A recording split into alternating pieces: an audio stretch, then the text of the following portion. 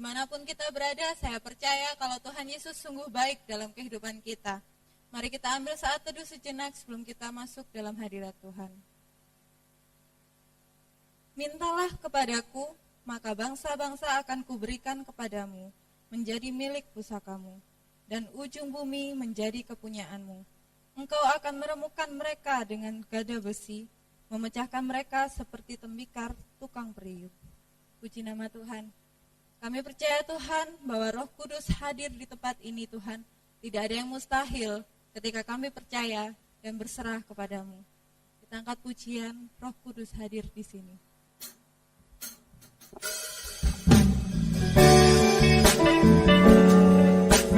Kami percaya Tuhan, ketika Roh Kudus hadir di tempat ini, tidak ada yang mustahil bagi orang-orang yang percaya. Roh Kudus hadir di sini, mengalir di bait suci.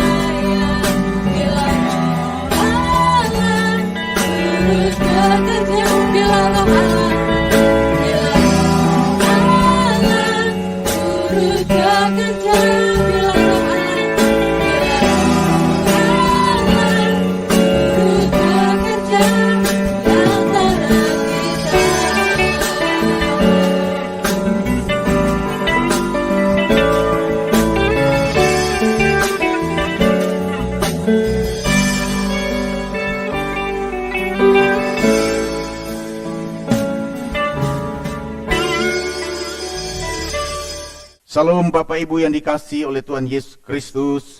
Selamat berjumpa kembali dalam ibadah online pada hari ini. Mari sebelum kita mendengarkan firman Tuhan, kita berdoa terlebih dahulu. Bapa di surga, terima kasih pada hari ini kembali kami bersama-sama beribadah kepada Tuhan dan mendengarkan firman Tuhan secara online. Hamba berdoa ya Tuhan kepada setiap umat-Mu, jemaat-Mu ya Tuhan, yang saat ini di rumah mereka masing-masing, baik yang ya Tuhan yang saat ini mungkin mengalami banyak pergumulan, persoalan, mari Tuhan menjamah. Terima kasih banyak Bapa di surga, urapilah hamba-Mu Tuhan, supaya kami mengerti rencana dan kehendak Tuhan dalam kehidupan kami. Dalam nama Tuhan Yesus kami berdoa. Amin.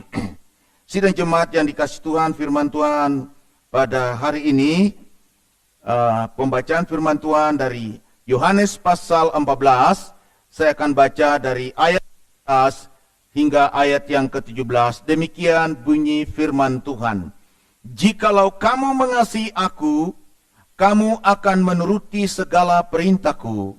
Aku akan minta kepada Bapa, dan ia akan memberikan kepadamu seorang penolong yang lain, supaya ia menyertai kamu selama-lamanya, yaitu Roh kebenaran. Dunia menerima dia, sebab dunia tidak melihat dia, dan tidak mengenal dia. Tetapi kamu mengenal dia, sebab ia menyertai kamu, dan akan diam di dalam kamu. Sedemikian jauh pembacaan firman Tuhan. Berbahagia kita yang mendengar dan melakukan firman Tuhan dalam kehidupan kita hari lepas hari. Tema firman Tuhan hari ini berbicara tentang persekutuan dengan Allah dalam firman-Nya. Persekutuan dengan Allah dalam firman-Nya. Minggu yang lalu, hamba Tuhan telah menjelaskan tentang siapakah pokok anggur yang benar dan siapakah ranting yang berbuah. Pokok anggur yang benar adalah Yesus Kristus itu sendiri. Sedangkan ranting yang berbuah adalah para murid-murid Yesus atau orang-orang yang percaya kepada Yesus Kristus atau jemaat Tuhan.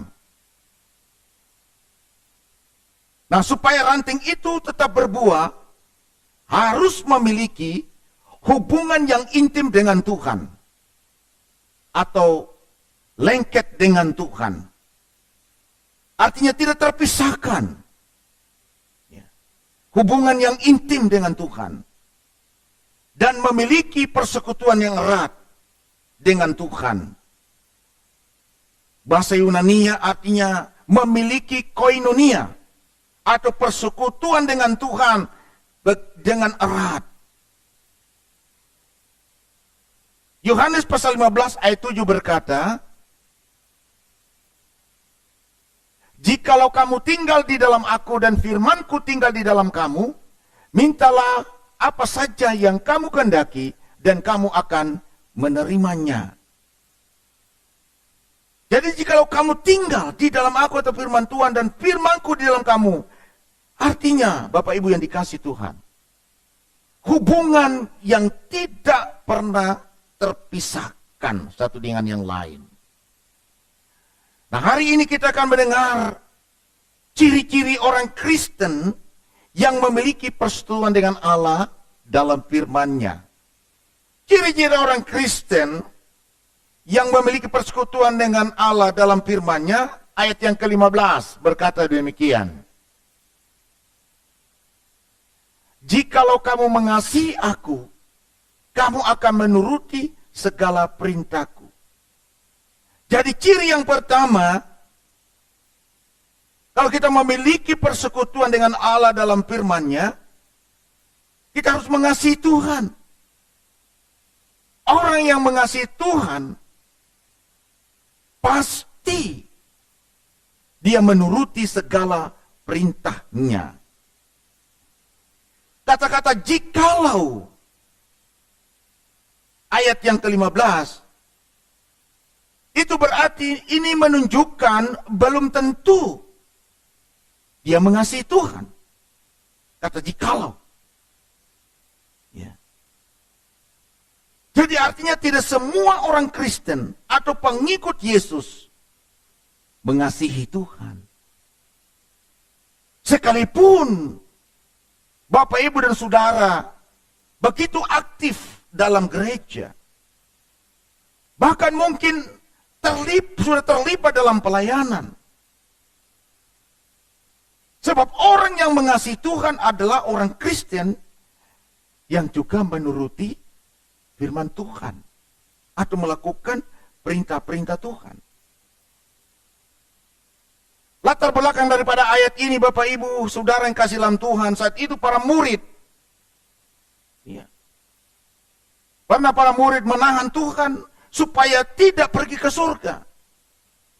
Karena itu Tuhan Yesus berkata di dalam ayat 15, jikalau kami mengasihi aku, kamu akan menuruti segala perintahku.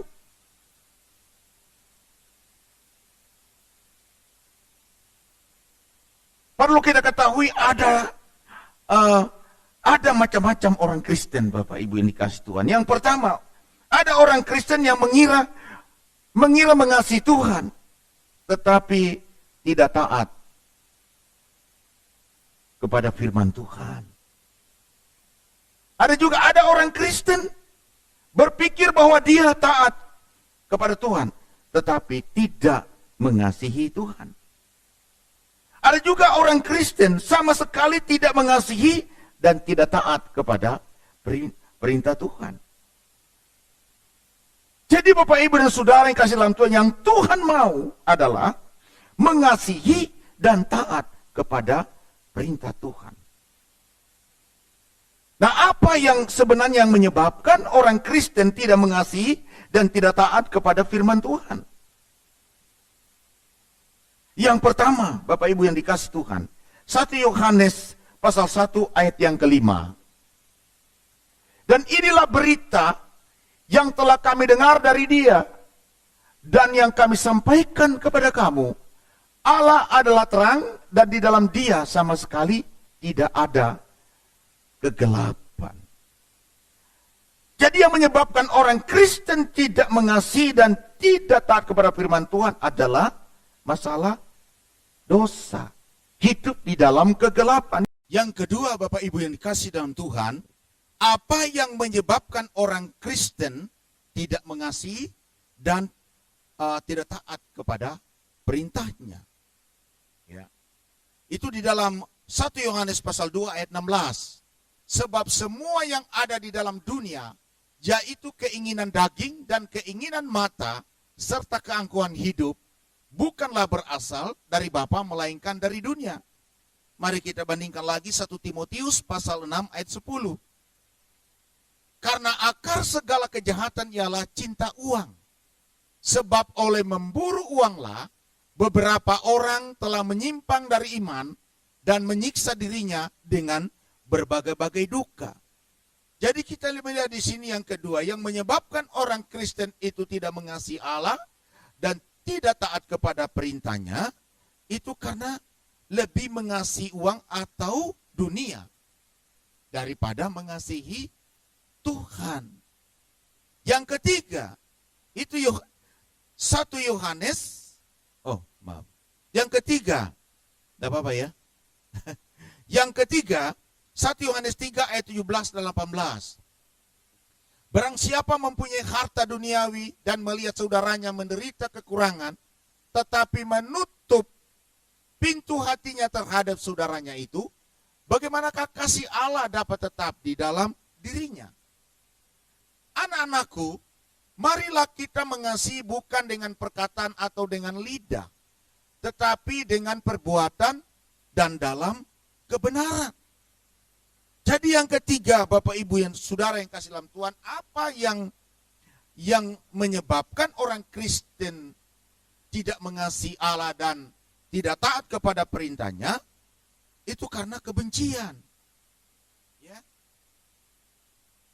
Karena kebencian, membenci. Ya. Kemudian yang keempat, Matius 24 ayat 12. Dan karena makin bertambahnya kedurhakaan, maka kasih kebanyakan orang akan menjadi dingin. Ya. Jadi inilah penyebab-penyebab mengapa orang Kristen tidak mengasihi Allah dan tidak taat kepada perintahnya. Karena kedurhakaan, Bapak Ibu yang dikasihi oleh Tuhan. Jadi inilah ciri yang pertama, ya, ciri yang orang Kristen yang pertama yang memiliki persekutuan dengan Allah dalam firman-Nya, mengasihi Tuhan, ya, dan menuruti perintah-perintah Tuhan. Ciri yang kedua, orang Kristen yang memiliki persekutuan dengan Allah dalam firman-Nya. Ayat yang ke-16. Aku akan minta kepada Bapa, dan ia akan memberikan kepadamu seorang penolong yang lain, supaya ia menyertai kamu selama-lamanya. Jadi ciri yang kedua, supaya kita memiliki persekutuan dengan Allah dalam firman-Nya adalah hidup yang disertai oleh Roh Kudus. Roh Kudus itu adalah roh penolong. Dalam bahasa Yunani-nya adalah yang disebut dengan Parakletos. Parakletos itu sama dengan pembela agung kita. Ya. Pengacara kita. 1 Yohanes 2 ayat 1.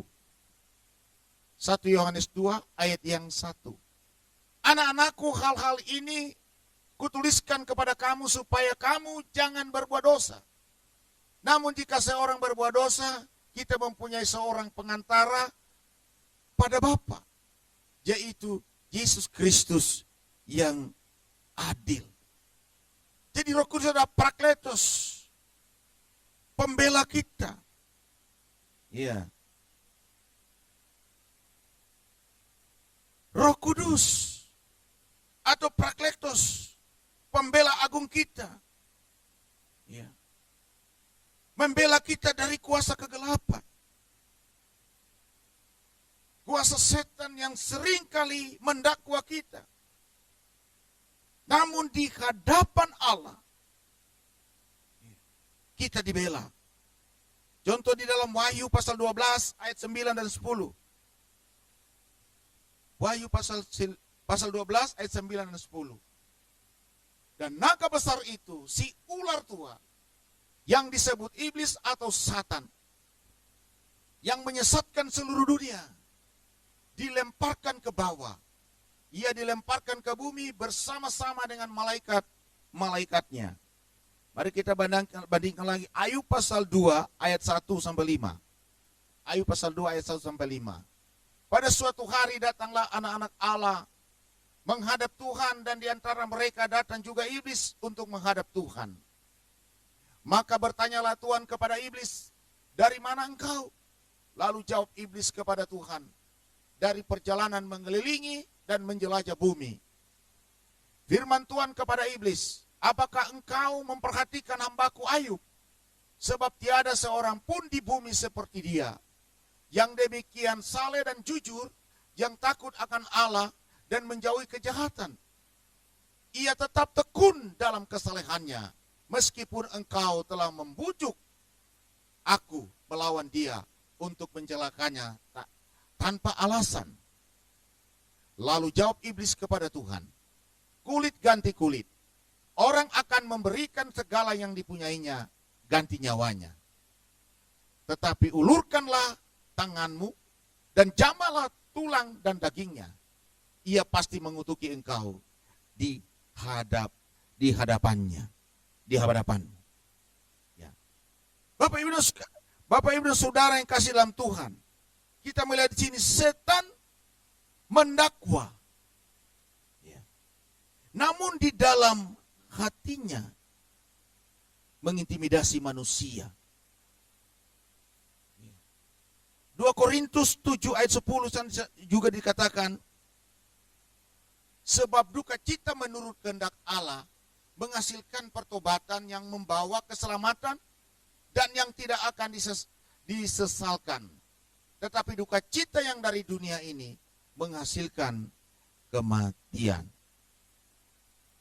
Jadi setan itu pekerjaannya mendakwa. Ya. Dan di dalam hatinya selalu dia mengintimidasi manusia, Bapak Ibu yang dikasih Tuhan. Jadi ciri orang Kristen yang memiliki persekutuan dengan Allah dalam firman-Nya, hidupnya selalu disertai oleh Roh Kudus. Jadi Roh Kudus adalah penolong atau Parakletos. Ya. Pembela agung kita. Dia akan membela kita dari setan yang suka mendakwa, yang mengintimidasi kita. Nah, yang kedua, Roh Kudus selain pembela agung, Roh Kudus juga adalah penghibur kita.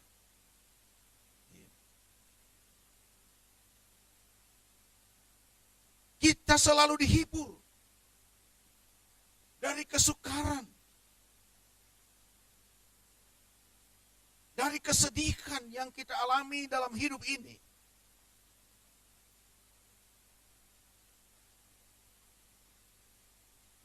Dan yang berikut, Roh Kudus juga adalah penolong kita. Penolong saat apapun yang terjadi dalam hidup kita. Roh Kudus selalu memberikan pertolongan kepada kita. Roh Kudus adalah roh kebenaran. Ayat yang ke-17 sana berkata, yaitu roh kebenaran. Dunia tidak dapat menerima dia, sebab dunia tidak melihat dia dan tidak mengenal dia. Tetapi kamu mengenal dia sebab ia menyertai kamu dan akan diam di dalam kamu. Jadi Roh Kuduslah yang membenarkan kita. Jadi tidak ada seorang pun yang mendakwa kita. Sebab Roh Kudus yang sudah membenarkan kita. Roh Kudus tidak pernah meninggalkan saya dan Bapak Ibu dan Saudara. Ayat 18 dan 19. Aku tidak akan meninggalkan kamu sebagai yatim piatu. Aku datang kembali kepadamu. Tinggal sesaat lagi dan dunia tidak akan melihat aku lagi. Tetapi kamu melihat aku. Sebab aku hidup dan kamu pun akan hidup. Bapak, Ibu, dan Saudara yang kasih dalam Tuhan. Kesimpulan yang saya sampaikan kepada kita semua dari firman Tuhan ini. Pertanyaan saya, bagaimana persekutuan Bapak Ibu dengan Tuhan dalam firman-Nya? Apakah Bapak Ibu dan Saudara sungguh-sungguh mengasihi Tuhan dan melakukan perintah-Nya? Bagaimana pada saat Bapak Ibu sedang menderita, apakah tetap taat kepada firman Tuhan? Pada saat Bapak Ibu menghadapi godaan, apakah tetap taat kepada Tuhan? Bagaimana Bapak Ibu pada saat Bapak Ibu berada di dalam pekerjaan, bisnis, dalam pelayanan, apakah Bapak Ibu tetap taat melakukan perintah Tuhan? Kalau Bapak Ibu benar-benar mengasihi Tuhan, pasti Bapak Ibu dan Saudara melakukan perintah-perintahnya. Yang kedua, Bapak Ibu, apakah Bapak Ibu sungguh-sungguh menyadari bahwa Roh Kudus sedang menolong, membela, menghibur? Kalau saat ini Bapak Ibu sedang mengalami tekanan hidup, kesulitan, mintalah kepada Roh Kudus, Parakletos, penolong, pembela kita, yang telah membenarkan kita. Jadi jangan mau lagi diintimidasi, didakwa oleh iblis. Sebab roh kebenaran telah memerdekakan saya dan Bapak Ibu. Biarlah kebenaran firman Tuhan ini menjadi pegangan kita dalam menjalani kehidupan yang penuh dengan tantangan ini. tetaplah bersekutu dengan Allah dalam firman-Nya Bapak Ibu. Bersekutu dengan Allah bukan hanya pada saat kita beribadah. Ya. Seperti itu. Bersekutu dengan Allah. Dimanapun kita berada, teruslah memiliki hubungan yang erat dengan Tuhan. Itulah artinya bersekutu dengan Allah. Di dalam firman-Nya. Kiranya Tuhan Yesus memberkati Bapak Ibu Saudara yang kasih dalam Tuhan. Sebelum saya berdoa sapa, saya menaikkan satu pujian baik kita. Biarlah pujian ini menjadi berkat bagi kita Bapak Ibu kasih Tuhan.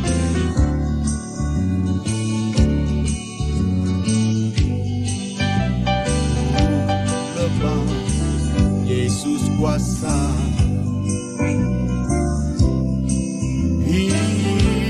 hindarkan dari dosa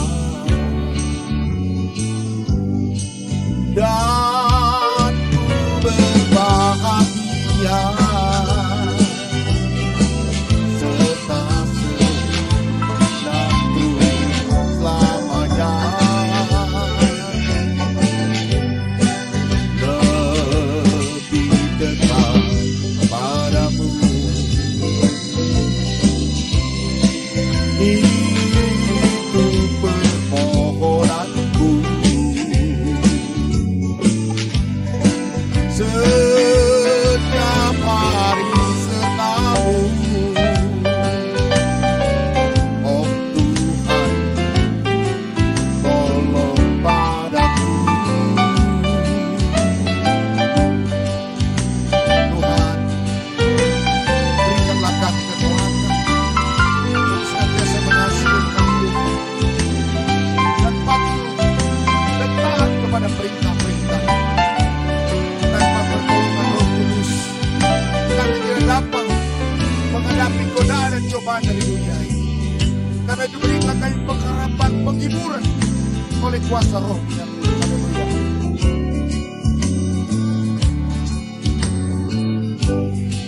Dalam dunia penuh susah, hatiku jadi resah, tapi Yesus ku cinta, tolongku dari bahaya. Lebih dekat padamu,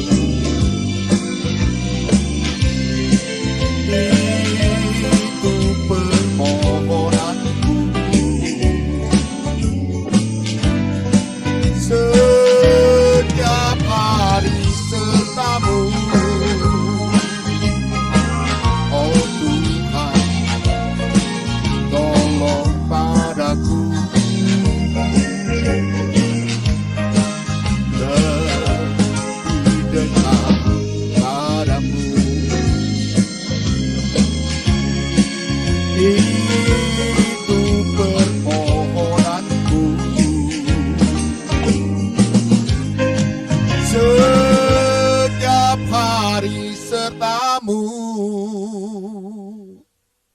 oh Tuhan, tolong padaku.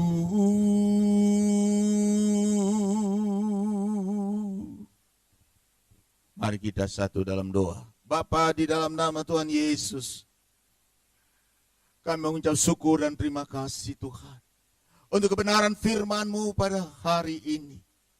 Tuhan, tolong kami supaya kami menjadi orang Kristen, umat-Mu yang mengasihi Engkau lebih dari segala sesuatu yang kami miliki dalam hidup kami. Dan biarlah kami diberi kekuatan untuk menjadi pelaku-pelaku firman Tuhan. Taat kepada perintah-perintah Tuhan. Sebab tanpa kami mengasihi dan melakukan perintah-perintah Tuhan, maka semua apa yang kami lakukan, sekalipun kami ya Tuhan Yesus melakukan pekerjaan-pekerjaan Tuhan tanpa kami mengasihi dan taat kepada perintah Tuhan, semua akan menjadi sia-sia. Tuhan, kami bersyukur kepada Engkau Bapa, karena kami tidak sendirian menghadapi dunia yang penuh dengan godaan dan cobaan ini Tuhan. Kami bersyukur kami memiliki Parakletos Roh Kudus yang memberikan pertolongan, penghiburan, pembelaan, dan membenarkan kami.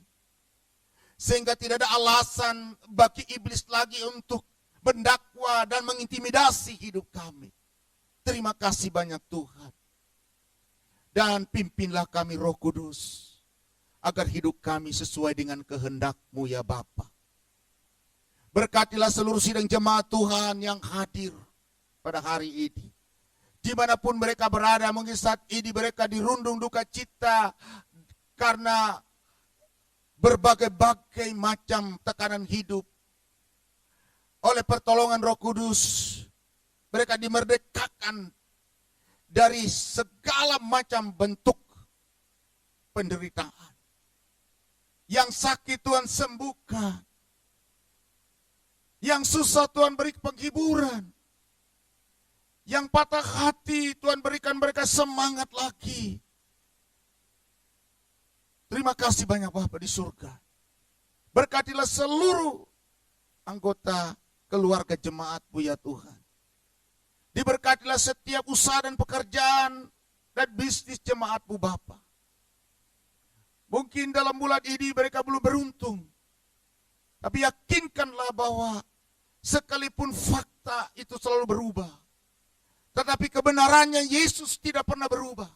Pertolongan Tuhan selalu tepat pada waktunya. Terima kasih banyak Tuhan Yesus. Ajar kami selalu hati dan pikiran kami tertuju kepada Tuhan. Terima kasih Bapa di surga, berkatilah seluruh sidang jemaat Tuhan. Berkati anak-anak sekolah minggu, remaja, pemuda-pemudi, orang-orang dewasa, para lansia. Tuhan Yesus memberkati. Berkati bangsa dan negara kami ini ya Tuhan. Berkatilah aparat pemerintah kami, mulai dari tingkat presiden sampai ke daerah-daerah. Bebaskanlah bangsa kami dari penyebaran virus corona Tuhan. Terima kasih banyak Bapa. Berkati para dokter, berkati ya Tuhan Yesus, para pelayan-pelayan rumah sakit. Berikan kepada mereka perlindungan Tuhan. Lindungi mereka dari penyebaran virus. Berikan kepada mereka imun yang kuat, supaya mereka tidak mudah terjangkit penularan virus corona. Terima kasih banyak Bapa. Berkati lingkungan di mana gereja kami berada. Berkati seluruh umat Kristen yang ada di dunia ini, khususnya di Indonesia Bapa. Sebentar kami Tuhan memberikan persembahan buat pekerjaan Tuhan. Tuhan Yesus memberkati setiap persembahan yang kami berikan untuk pekerjaan Tuhan. Dalam nama Tuhan Yesus kami berdoa. Amin.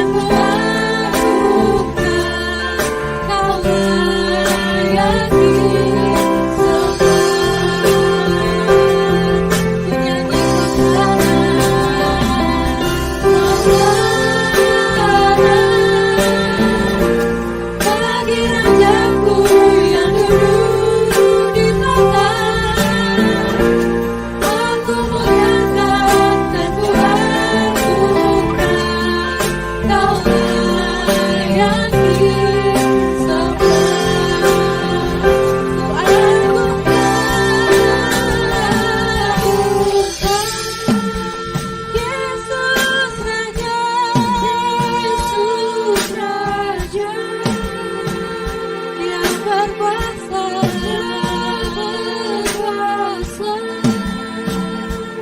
yang layak disembah. Ku agungkan Yesus saja, Dia berkuasa, yang layak disembah.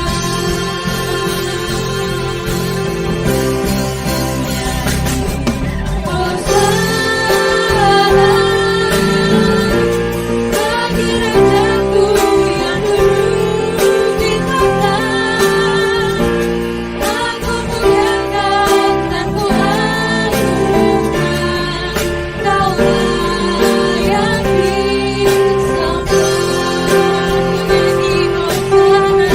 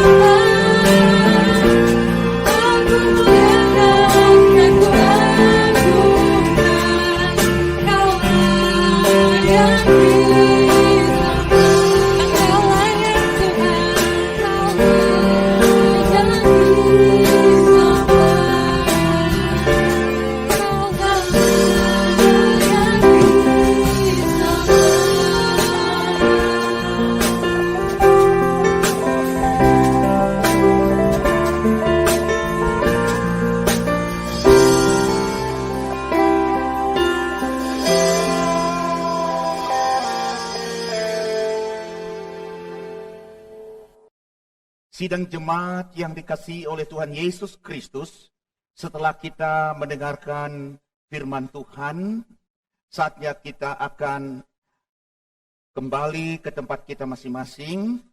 Karena itu saya mengundang jemaat sekalian, walaupun saat ini di rumah kita masing-masing, saya mengundang kita berdiri dan terimalah janji berkat daripada Tuhan.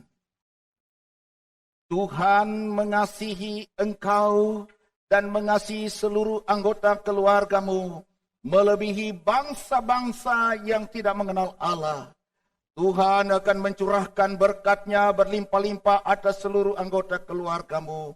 Tuhan menghalau daripadamu segala macam kutuk, kebangkrutan, kemiskinan, kegagalan. Bahkan Tuhan akan menghalau daripadamu segala macam penularan virus corona dan segala macam virus-virus penyakit tidak akan menimpa kepadamu. Tuhan menyinari engkau dengan wajah-Nya dan memberi engkau kasih karunia. Tuhan menghadapkan wajah-Nya kepadamu dan memberi engkau damai sejahtera. Mulai dari saat ini sampai Maranatha, Yesus datang kedua kali untuk menjemput kita semua naik ke sorga yang kekal. Amin. Amin.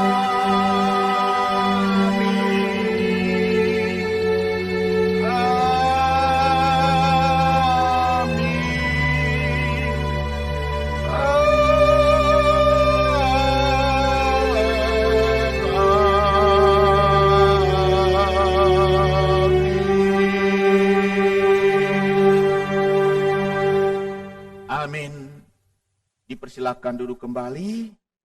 Mari kita saat teduh sejenak di dalam doa. Tuhan Yesus memberkati jemaat semua, Bapak Ibu Saudara, dan selamat hari Minggu. Sampai kita bertemu kembali pada minggu depan. Amin.